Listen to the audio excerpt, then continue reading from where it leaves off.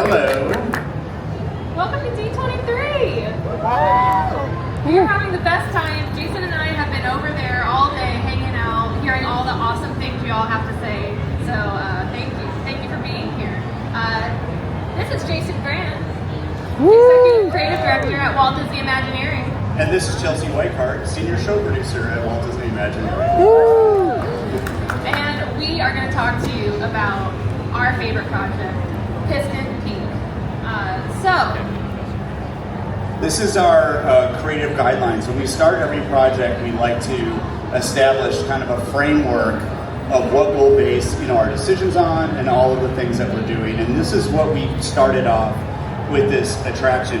And believe it or not name dropping, but a lot of these guidelines came directly from Josh, and they came from Bruce Vaughn, our leader. And the first one was that they really wanted these to be Frontierland attractions. They wanted these to be part of the DNA of the Magic Kingdom. They wanted them to feel like they were part of the park in its totality. And the other thing they told us, which was really exciting, is they said, we want a new adventure in the world of cars. We want to take them a place they've never been and have them doing some fun new things. We already have an amazing Radiator Springs and Cars Land here at DCA, so let's do something new at the Magic Kingdom. And what was amazing about that is we were able to take characters that everybody loves and knows and then do something new and original with them. And some new friends too. And some new friends too. Our third thing is our two attraction types. We have a family thrill attraction. That's our big rally race attraction. And then we have a family fun attraction, which some of you have seen in the model, and we'll talk more about that later. Not now later, but later. Maybe like tomorrow. Maybe tomorrow. Maybe tomorrow night. And then lastly is the excitement and humor that comes with the Cars world. When a lot of your characters are race cars, obviously the excitement is kind of a very easy place to get to, but the humor is something that's really great. Lightning and Mater and all of those characters are so fun, and they're so kind, and they're so funny. But what we've also found is that there's a lot of humor and a lot of magic in the Cars universe. When you're living in a world where all living things are vehicles, it's just as magical as a fairy godmother that can turn a pumpkin into a coach. And so we've been trying to look for those places to leverage that, to bring that humor and bring that sweetness and magic into the Magic Kingdom. Absolutely. So, here at the Magic Kingdom, our Frontierland is a little bit different than Disneyland's or Disneyland Paris or really anywhere else in the world. We have a journey across the United States. And so what's interesting about this is that for all the parks that have a Frontierland, ours is the one where the Frontierland doesn't touch the hub. It's actually an extension to some degree, or a brother and sister relationship with Liberty Square. And so when we said to ourselves, okay, if we're gonna build in the middle of this, what is a setting or what is a place that can touch the visual look of all of these places and tie in and marry up to that? That same Frontierland story is still there. We're not changing any of that. Liberty Square is still there. But we want to make sure that we can be a good neighbor to these places as we start to design and invent this new environment.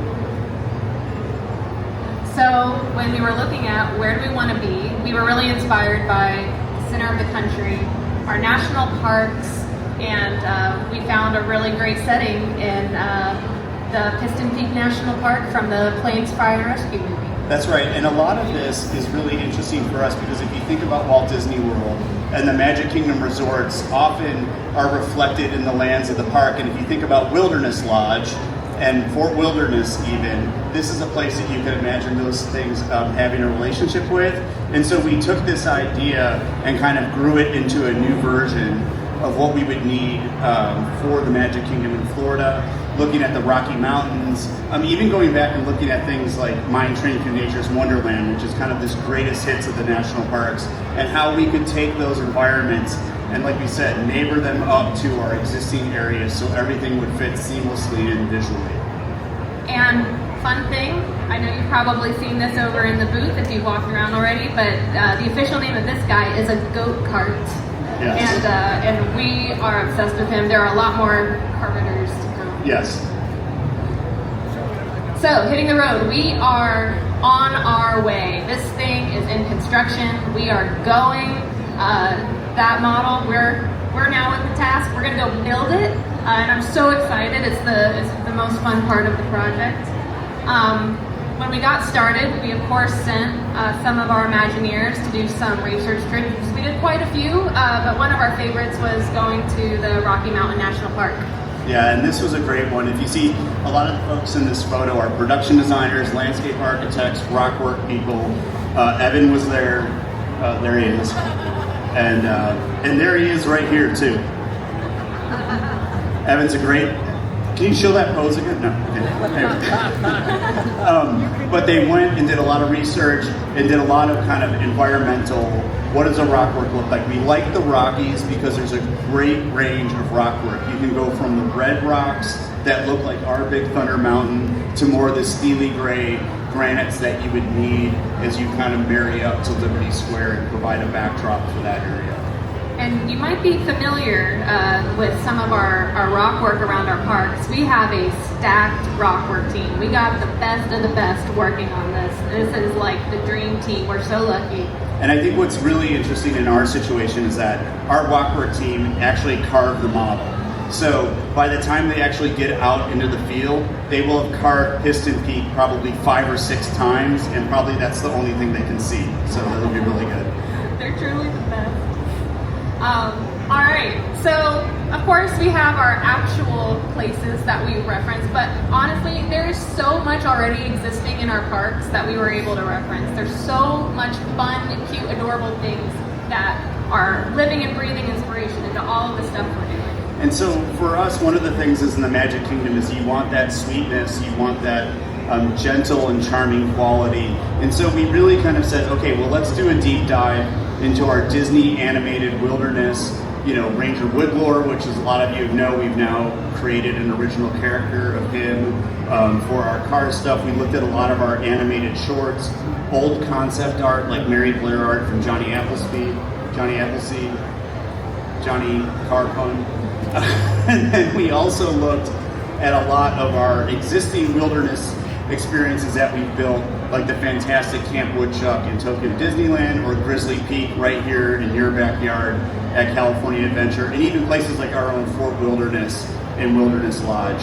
And we kind of, swirl all of that together, and then within the lens of the Cars world and architecture and all of those things we learned from our friends at Pixar about how we can kind of build all of this together so that we can make a Cars world that can sit within a Magic Kingdom park.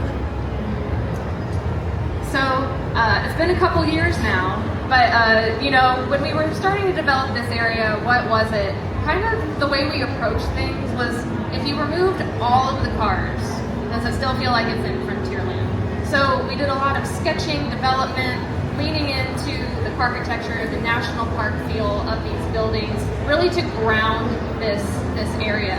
I think the fun thing about our area is it's, in story, it's the national park every day. Today is exciting because it is the rally race, and that's why you were there. And when we start these things off, even though we have incredibly technology advanced people, we still start off sketching. And so these are some of the earliest sketches of the buildings and the signs and the things that you see in the model. This drawing I love to death. It's like 3 by 4 inches. It's a marker doodle, but the minute people see this, they go, oh, I know what's going on there. And I just want to show you, from day one, we're designing for cars in mind. So that's what these little guys are. If you walk through Cars Land today, you'll notice things like there's always double doors. Everything's always wider to give the illusion that a car can drive through it. So even though these are loose sketches, we're still thinking about it in the mindset that this is a world that cars live in, and how do we accomplish that task? And we also brought in lots of artists to just help us define, what does this mean? What does building in this carification into this rock work look like? So we have some really fun, this was years ago, but you can see how this has maybe translated into the model that's in the other room with the tires as part of the pools and all of the rainbows and the colors. And we start with this art to really take inspiration to draw into our actual thing. And this was a really fun exercise, this piece in particular, because when we had some of our concept artists work on this, we had people who were doodling buildings and doodling ideas, and then we had another artist, and we said, you've seen the great plein air painting of the American West, and you've seen these amazing vistas of the frontier. I'm like, just start painting those. How would this nature, this world where cars live, look like in plein air form? And so this was the first pass at the geyser field, and you can see the tire tracks through there, but we said, don't put any sign of life, just give me the environment, make it beautiful, let's start working on the vistas. And I think when you look at the model, if you get down low, you'll see that the vistas are stacked. We got a free mountain out of Big Thunder Mountain, we put a geyser field in front of it, and you get this layered panoramic feel in our frontierland, where now you feel like, no, this is the frontier out here. I have these layered things, and a lot of that was brought about by painting exercises like this one. And then we have our writers. We have someone on our team who draws via digital modeling, who's incredible. Yeah. And then they all inform each other. They inspire each other. It all comes back around, and you kind of end with what you see here today. Yeah. It's And pretty fun. the writers draw with words. Yes. It's a little hard, but they describe the colors. So then we start doing this, and so this is now a concept architecture phase. So we've done enough doodling that we know where we're going, and then we start now are working on proportions. You know, one of the things our friends at Pixar always told us about is like, be wide, be low. If a car's going to pull up to a window, it needs to be at that window height, because they're down here, they're not up here where we are. And so this is the start and beginning of that exercise of how to give things that weight and that carification after we've done that studying of what it means to be a national park. And this building is the first version of a building that's in the model right now, and you can kind of see, you can see the gatehouse. drive-through. Yeah, so you can see where we've iterated through time to make this everything it wants to be. And by the way, a side joke, I always imagine in a non-carified world, these people are like, where do we park our car? I'm thinking, oh, we left it over there. Anyways, sorry. Simple humor, sorry. Oh, hit the fast lane. Hit the fast lane. We're here. Buckle up, Jason. Yes. All right. So we have our Piston Peak model in the other room. We're so proud of it. We have just the best team. I cannot brag about them enough. They are truly the best. They have brought you this beautiful creation of art, and I'm so excited to actually go build this thing. It's going to be great. We have a long way to go, and to be honest, this is only a bird's eye level of detail. There is more. There's more in the buildings. There is more in every little crevice, and a lot of credit to Jason and the creative team is they are finding every possible no corner unturned to have extra detail and magic. And a few people have asked me where Dusty Crop Hopper is. He shot this footage for us, so it was great. I think maybe we might put something in I don't there. know. Oh, and then lastly, the friends you make. The Cars movies are all about friendship, especially Lightning and Mater. But this is a new friend that you'll be able to make. I know we announced this before, but this is Ranger J. Autobahn Woodlore. And I think, Jason, this might be the first time we're showing him in a little bit more. This is what he looks like, guys. Yeah. So we're really excited. He's going to be a full animatronic figure. Yeah, in our pre-show for the rally track. He's going to be so cool. And then this is just some of the inspiration and some of the early sketches that you can see our artists were using to kind of capture his signature look, which is a wide waist and a belt buckle. And then lastly is our goat carts. Yeah, so these guys are so cute. He's one of many, many critters. This is actually the baby. There is a mama goat. And they're going to be all throughout. They're all making mischief. They are all around that ride track, and they're up to no good. Yes, the Rangers are busy with the race day, and so these guys are kind of going unsupervised. So these are early sketches. The ones on the right were really just to kind of start to establish this personality. We imbued them with the spirit like puppy dogs, so they're getting into trouble. Even if you look in the model, you can see they're up to some minor hijinks and things.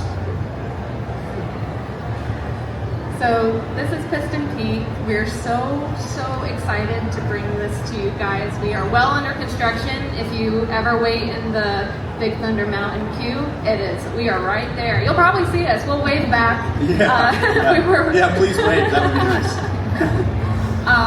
But to end it off. Yeah, so the last thing is, Cars really is a story about friendship. It's about Lightning and Mater. We'll talk more about that in a little bit.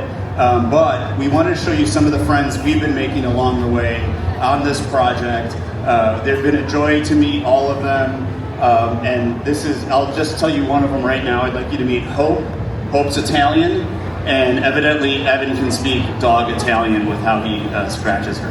So, and that's Bart the goat. Yeah, that's right. Oh, and Bart the goat. There he is. We actually met Bart the goat at a real rally race in a forest, so that was nice. So, thank you so much for your time. We appreciate it. Have a great D23. And if you see us around, please ask any questions. Thank you so much.